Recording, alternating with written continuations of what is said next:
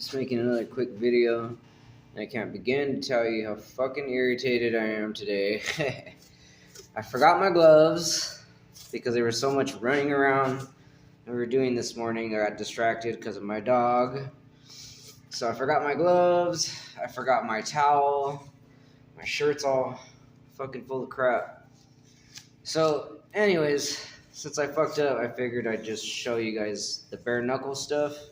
It's been a while since I've done that. I usually get tape from the Family Dollar. And make sure it's a little loose. It's kind of tight.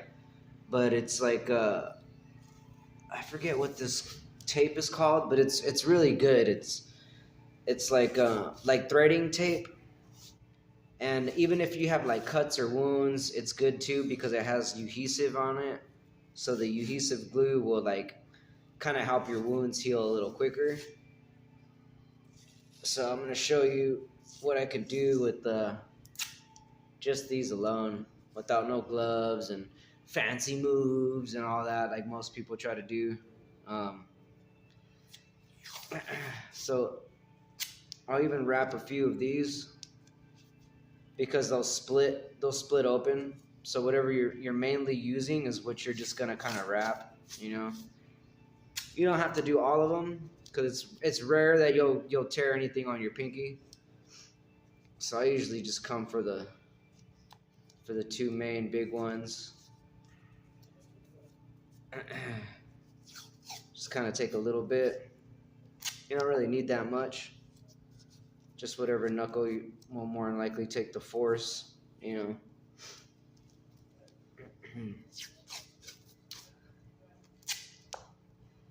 This one here.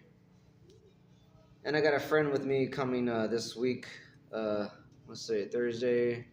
So Friday, I think Saturday, a friend of mine's gonna go running with me for the conditioning program that I'm trying to start up.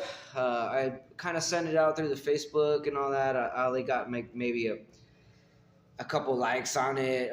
Nobody's really responded, but anyways, so like even if you want to strengthen like your fingertips, I have a friend that was showing me you could do like fingertip push-ups. 2, 3, 4, 5, 6, 7, 8. Now over time, I haven't really been working on that. Like a friend of mine, he does really good. He could probably do like 3. You know, they have the Bruce Lee that does like 2 fingers. I haven't worked my way up to that. I could do knuckle push-ups. You know, that's usually really good. And then eventually you work your way to like harder floor. You could do slap, knuckle. But you got to be careful though too, because you might snap your wrist. You know, eventually sometimes that will fuck it up. You can loosen it up like this with the tendons. Kind of go like this too, because even doing this, because you got all these nerves that come down. So if you rotate like that with the nerves, you can loosen it up, kind of shoot it back. Anyways, so let's begin.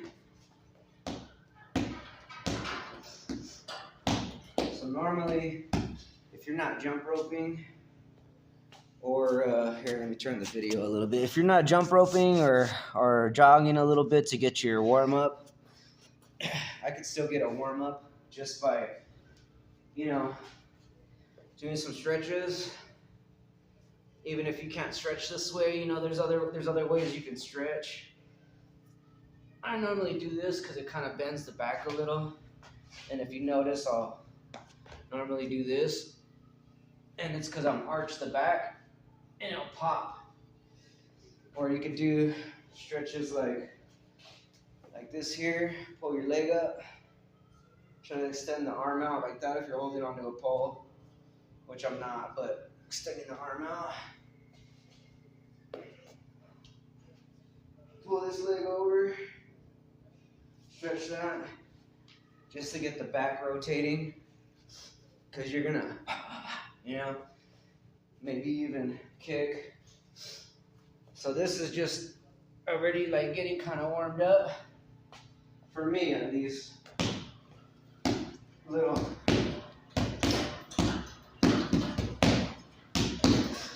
And you can just kind of eventually, when you get there, you can speed it up.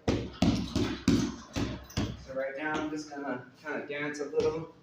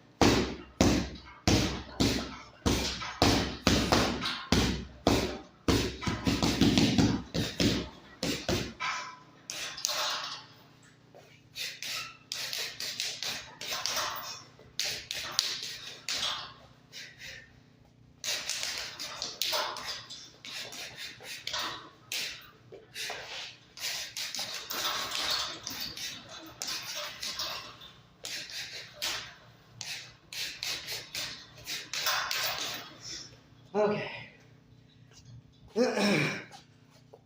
Cool little warm up. As you can see, it's not that badly damaged. Normally, before, because it took a while to condition the knuckles, when I would hit the bag, within like 30 seconds to maybe even a minute or 2 minutes, they would already split open. They split open here. Sometimes right here, the skin would peel back all the way, and I would have to get some toenail clippers.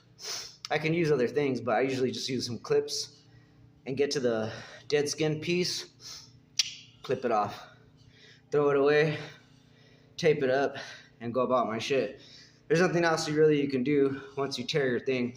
Once you tear the fold of the skin, like let's say this is your skin, it folds out, might as well clip that piece off because it's gonna need to breathe.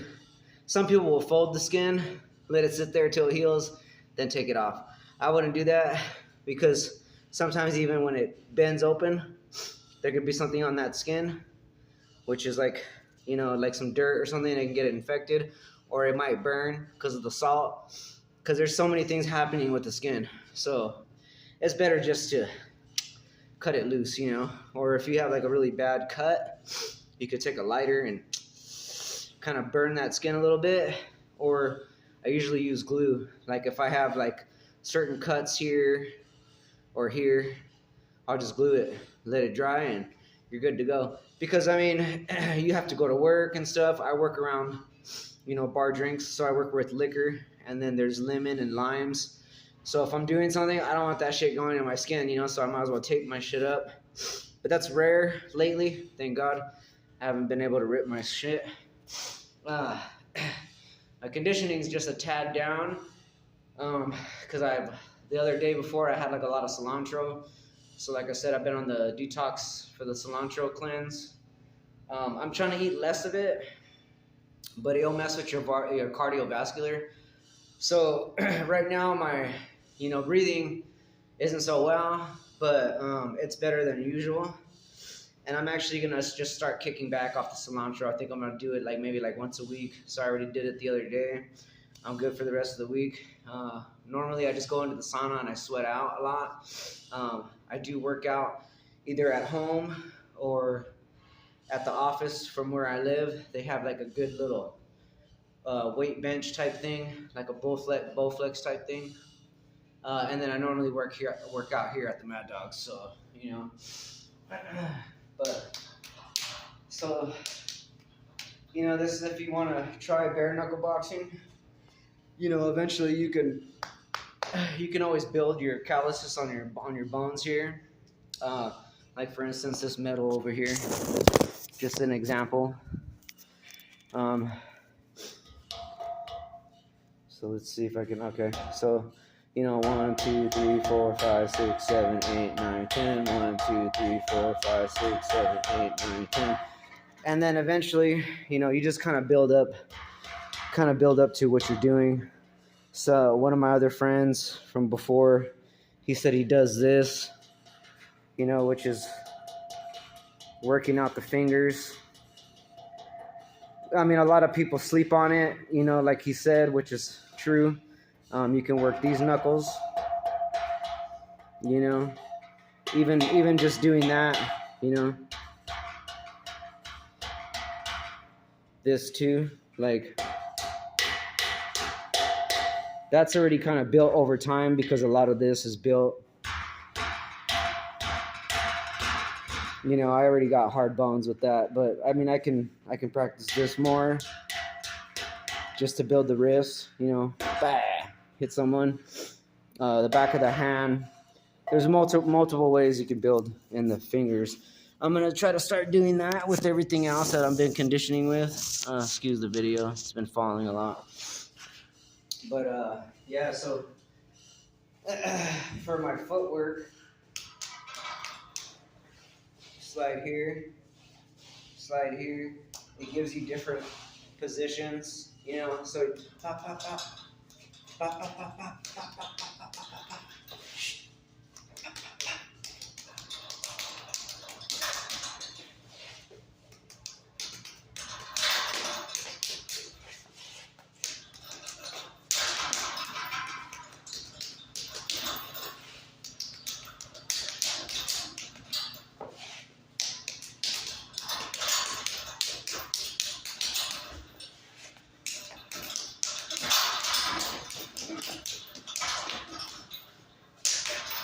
So, just little things I wanted to show you.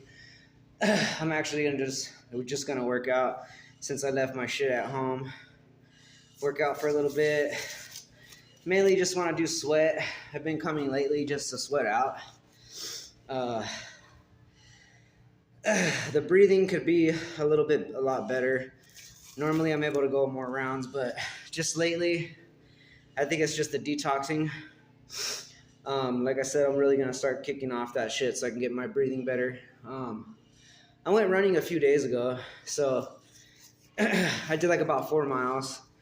I wasn't struggling or nothing, but I think it's just movement, versus when you're running, you're breathing. But when you're moving, it has a lot of aspects in the lungs, And like I said, there's a lot of techniques into things, a lot of different type of conditioning.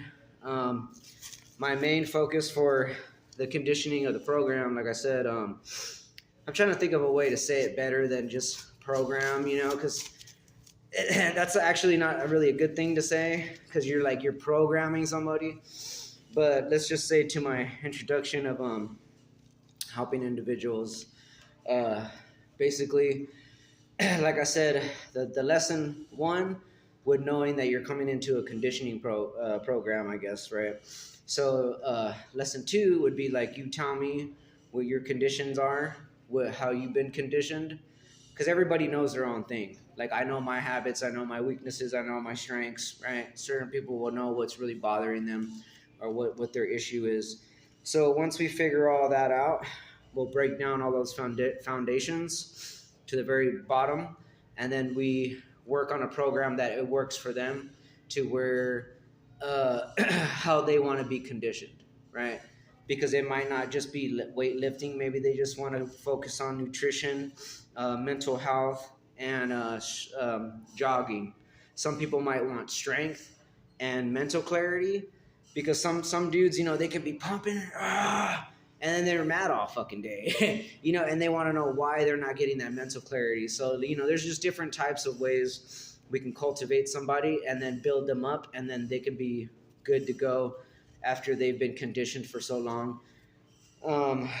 So anyways, yeah, that's pretty much what I'm trying to get out there, trying to pass the message out there for anybody that wants to learn any of the stuff that I've learned over the years for the conditioning, because it's not, to be honest, it's not just the physicality. The physicality is good for health, longevity, to live a lot longer, a lot prosperous. But there's also a lot of mental work there.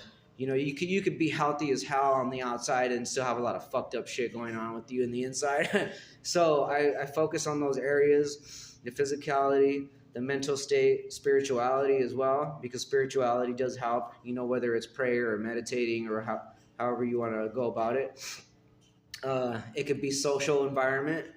A lot of factors can play into the conditioning. So that's it. I hope you guys liked the video, and I'll see you guys next time. Thank you.